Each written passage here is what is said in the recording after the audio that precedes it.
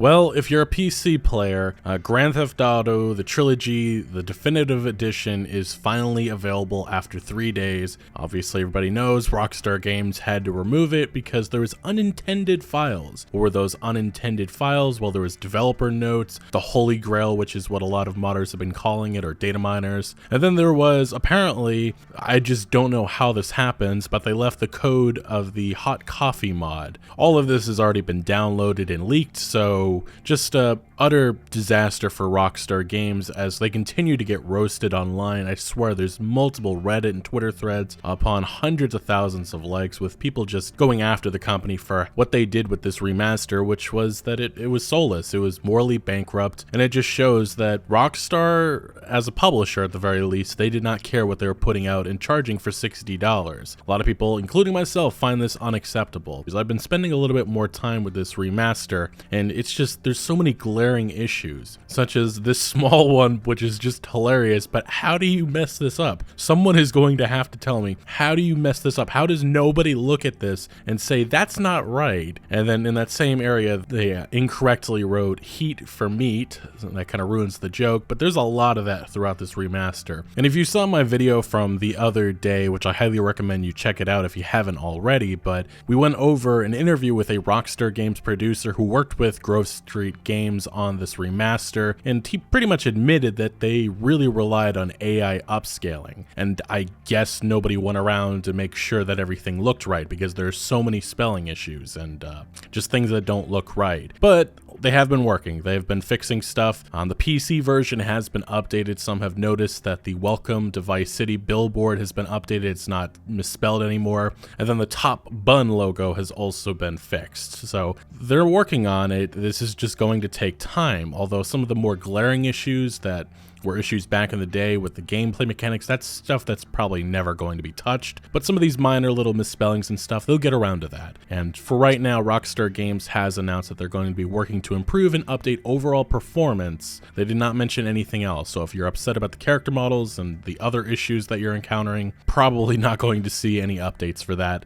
unfortunately. But as I said when I started off this video, I've had some more time to play this remaster, and there's just so many other issues that I really hope that they get to, and I'm just not sure if they will, because there's textures constantly popping in, also many clipping through the ground, creating some hilarious scenarios in which vehicles are just flying through the air. There's non-stop FPS drops, especially in Grand Theft Auto 3. This will probably be something that Rockstar and Grove Street will address. The rain, we already know about that, it's blinding. The aesthetic and the tone of the trilogy has just been removed, especially in Grand Theft Auto San Andreas, that orange tint, the infamous orange tint, and the fog over the map, which made it look a lot bigger. Once you go sky high, I think you guys saw this in some of the gameplay from the other video from the other day, but yeah, it just looks very odd. And we already talked about all the misspellings, which points to lazy AI upscaling with little quality control. GTA 3 is just way too dark in many scenes, which wasn't a problem in the original because it just had a different tone, different vibe to it, and I guess you could say the brightness was a lot brighter in these scenes, but I guess that wasn't something that they looked at, and again, no quality control. There's so many bugs, I'm not even going to touch on that. The character models, we already went over that, it's a disaster. The Nintendo Switch version, I've seen some gameplay of cars and NPCs popping in and out literally yards away. It looks awful. And then Vice City's pause menu sound, it appears to have been removed, and what's been replaced is San Andreas. So I don't really understand what has been happening with this remaster. Rockstar Games, as producer, talked about them trying to maintain the essence, the feel of the original trilogy, but a lot of it's been removed and replaced with something a lot lesser, and it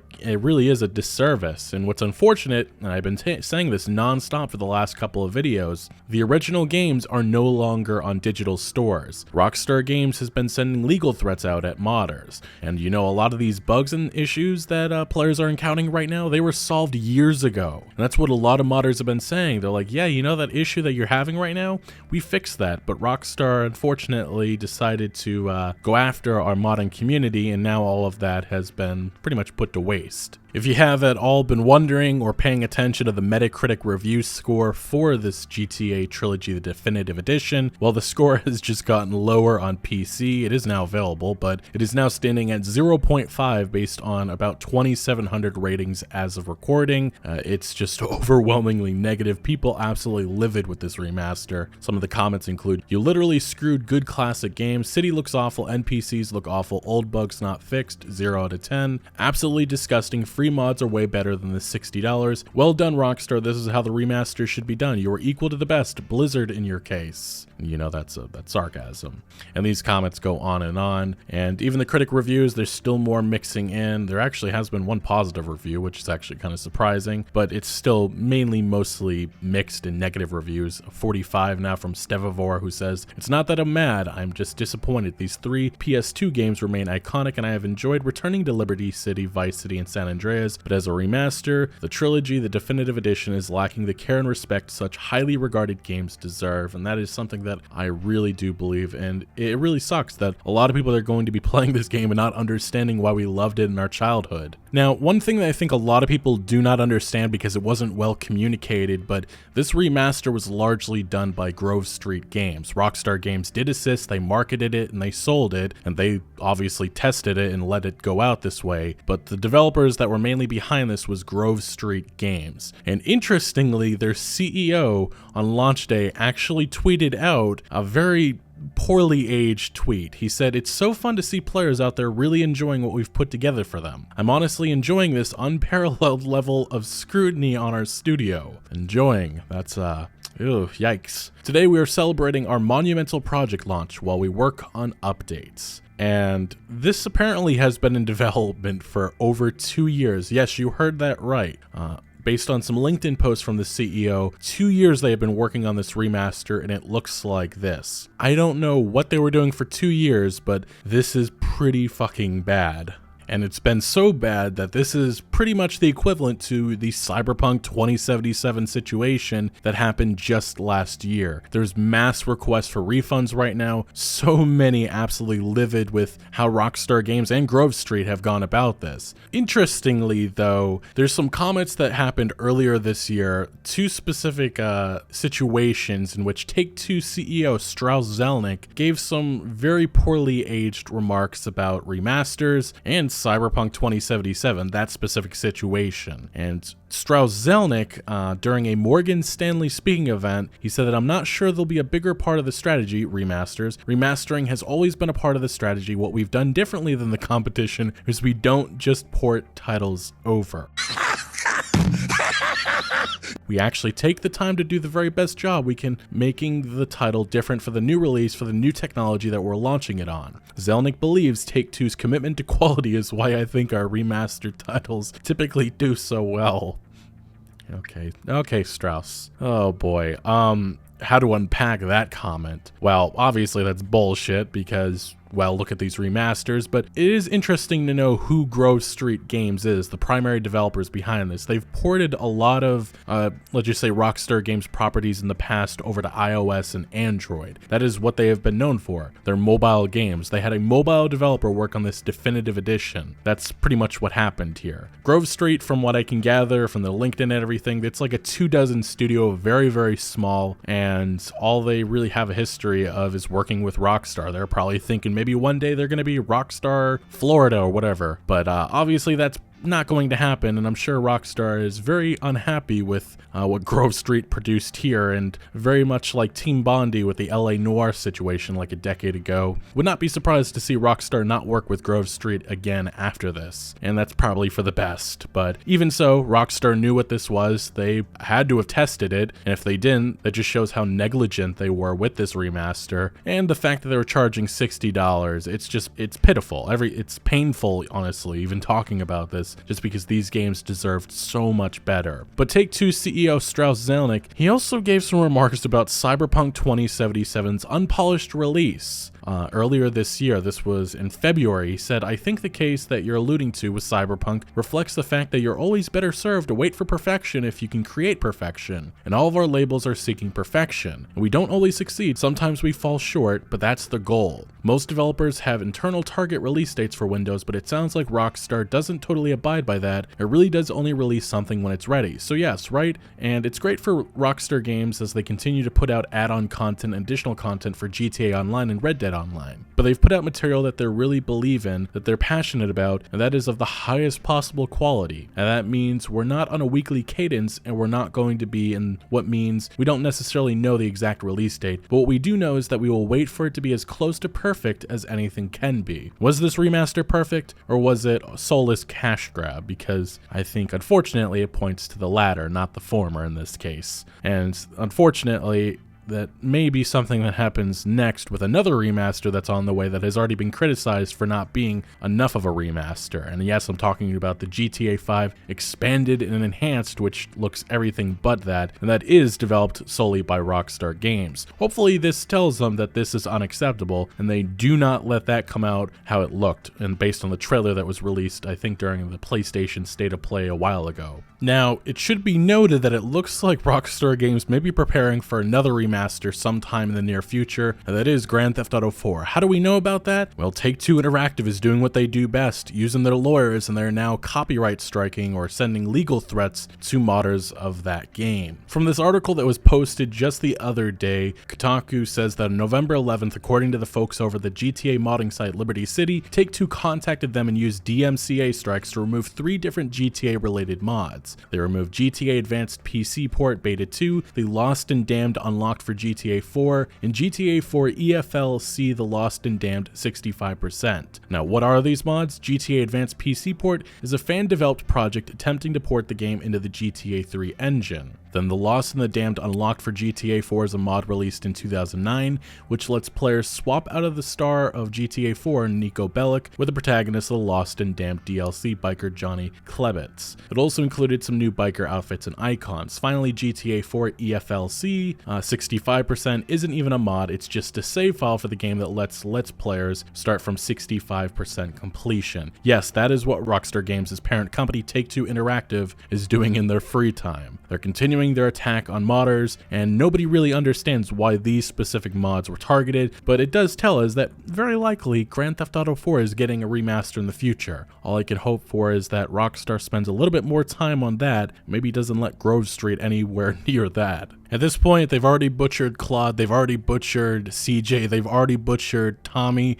My boy Nico, we can't do this, no more. Even John Marston, let's stay away from that. Let those games live in peace, please. But as of recording this video, as has been the case the last week or so, the mockery continues, and Rockstar Games is feeling the full wrath of the internet. Share a laugh or maybe even a tear with me as we go through some of the latest and greatest things coming from the Grand Theft Auto and overall gaming community about this remaster. First off, we have this abomination in which it looks like a character model got stuck to the side of this, I don't even know how to describe this, just another example of a very nasty bug. Then we have this revelation in which the definitive edition is now the lowest rated game on Metacritic. Yes, you heard that right, beating out Warcraft 3 Reforged for that crown, and that tells you all you need to know about this remaster's quality. Then this is an example of some of the more bad AI upscaling, AR guitars from $199, in which it's supposed to say obviously air guitars, just so much of that throughout all of these games, all 3 of these games. This is something I brought up earlier, a real man's meat is what it's supposed to say, instead it says a real man's heat. And then this is something that a lot of people have been bringing up, comparing the GTA Trilogy Definitive Edition to other remasters, saying look what Infinity Ward did with COD 4, they gave it the great treatment. Rockstar though and Grove Street did not. Look at Denise, obviously the GTA San Andreas girlfriend, and she looks horrible now. Just so many character models like that, unfortunately. And then if you max out the fat, CJ becomes a floating blob. Literally, look at that. You can see through him. Just terrible quality control. Next we have, this is something a lot of people have been bringing up, showing footage of their time with GTA San Andreas with mods, saying that the originals are so much better because there was love and care with that, and then the modding community obviously cared about what they were producing, and then there's just no reason to mess with that. I think a lot of people have been saying, and these remasters don't do enough to warrant giving up on these old games, and in many ways these original games are still far superior. Now another post, this is something a lot of people have been posting around, it's refund confirmation affirmations as they want their money back and they're not bothering with this. I really can't blame them, especially those who couldn't even play it for 3 days. And then there's been viral posts like this. Rockstar should be ashamed of themselves with this remaster. First off, there's a reason Rockstar showed next to no gameplay of this game. Think back to any recent release, and they've always done a gameplay overview, but obviously that's not the case with this remaster. You wonder why? Add the fact that there's still a review embargo in place. Remember that nobody got early access to this. Nobody had this game for a couple of days. That is still kind of uncommon with Rockstar. Usually they give out copies a couple of days before to the press and YouTubers and such. I've played a few hours of San Andreas, and good God, there are a boatload of glaring issues. As soon as you get into any of these games, you'd notice them right off the bat. And then the modders, the modding community, say what you will about them, they are already fixing a bunch of stuff. They've already fixed those terrible rain effects, because obviously they really do care about these games. Next, we have this post, which is something that a lot of people have been bringing up. They're talking about Mafia 1, a much older and lesser popular game, got a full remake with modern graphics, mechanics, shooting, new voice acting, etc. And both its sequel got great texture upgrades. Now compare it to GTA, and we get this. Seriously, bruh. And that is a point that I can completely understand. It's the argument of not necessarily that why doesn't this look like Mafia Definitive Edition, but why couldn't we have gotten that? Why couldn't we get a remake instead of a remaster? If the argument is that Rockstar wanted to maintain the essence, the feel, well, that has failed miserably with this remaster because it pales in comparison to the original games in so many ways. The aesthetic, the tone is completely off. These character models look so bad compared to what they did back in the day. And I think the overall gaming community would have preferred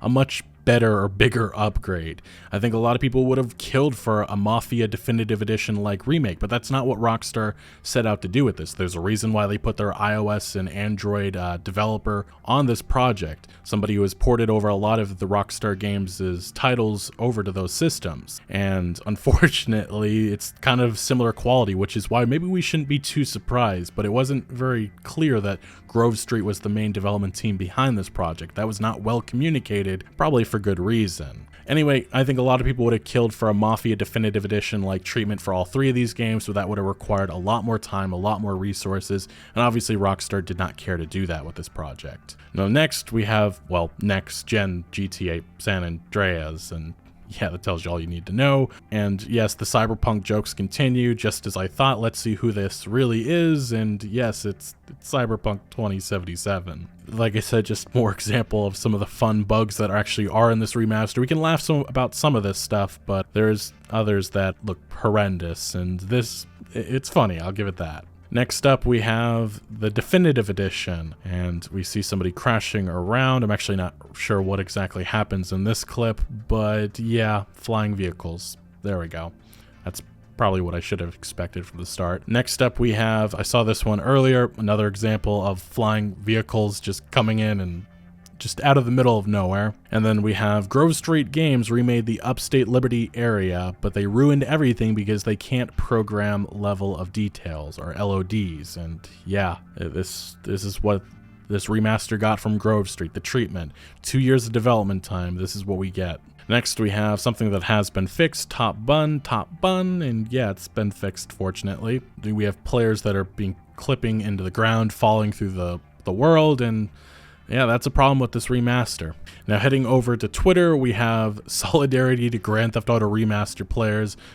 Comic Sans replaced the Silent Hill Ranch. That was an infamous joke for a while. A lot of people did not like that, but at the very least, I think that doesn't really compare to what's happened here. At least it's not misspelled. Honestly, though, we probably could spend another 20 to 30 minutes going over various glitches, bugs, and issues that players are talking about. But it isn't just the GTA community that is talking about the terrible quality of this remaster. We have many journalists, gaming pundits talking about it. Gene Park of the Washington Post saying it's like Rockstar saw Cyberpunk's bugs and took it on as a challenge. We have many a true nerd, a YouTuber who says those launches where basically everything goes wrong and then somehow keeps going even more wrong are a real treat. The GTA Trilogy launch is right up there with Cyberpunk, Fallout 76, and No Man's Sky. Then we have SkillUp, another YouTuber. He says how to scam your customers the Strauss Zelnick way. Base the GTA remaster on mobile ports, ignore issues identified during development, issue DMCA strikes to community mods, delist the originals from Steam, don't release gameplay prior to launch, don't issue review codes, profit. That is exactly on point for what happened here.